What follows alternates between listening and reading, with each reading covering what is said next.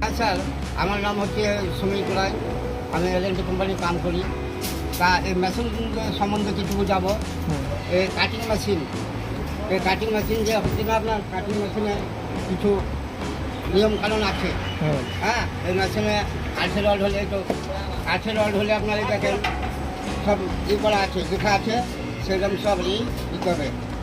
আছে যেমন 35, 4-এর 10 মিনিট, 8-এর 10, যেমন আপনার 32 মিনিট, 32-এর 21, 25-এর 21, 20-এর 2 পিস, 32-এর 1 পিস। ঠিক আছে, হ্যাঁ, এগুলো কাটিং করতে হবে আমাদের। সব ধানে স্যার কাজ করতে হবে। সব ধান কি কি দেখতে হবে? এগুলো মেশিনে দেখা যাচ্ছে, কাটিংয়ের সময় আপনার দেখা যাচ্ছে এই সম্বন্ধে যে কোনো মানে মোবাইল বা এইগুলো ধান করা যাবে না। যে সময় চালু হবে দেখতে হবে, দুই দিকে ধরতে হবে, না তো হাতে বাজি লাগবে, হ্যাঁ রোগ লাগবে এদিকে। এই সম্বন্ধে আমি বুঝাচ্ছি।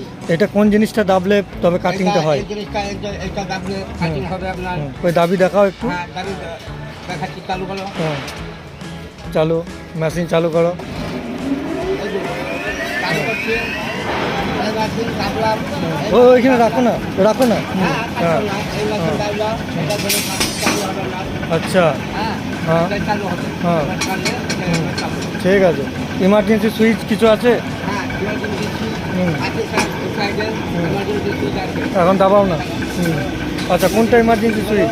একটা কিছু হলো, অফ করলাম, বন্ধ হয়ে গেল। হ্যাঁ, বন্ধ হয়েছে? হ্যাঁ, ঠিক আছে। আর কি কি দেখতে হবে? বন্ধ হলেও কিন্তু 5 মিনিট চলবে। 5 মিনিট চলবে বন্ধ হলে? বন্ধ হলে 5 মিনিট চালু হবে। আচ্ছা, তাহলে খুব সেফটিতে দেখে কাজ করা হয় তো? সেফটিতে রেখে কাজ করতে হবে আপনাদের। এগুলো যখন কাজ হবে তখন কাজ করবো, চালিটা উঠাতে হবে, এর মধ্যে করতে হবে। এইটা কেন দিয়েছো এই ঢাকনাটা? মানে রডটা যেন বাইরে বেরিয়ে যেন না যায়।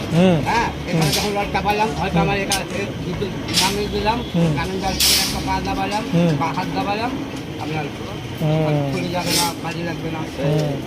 ঠিক আছে।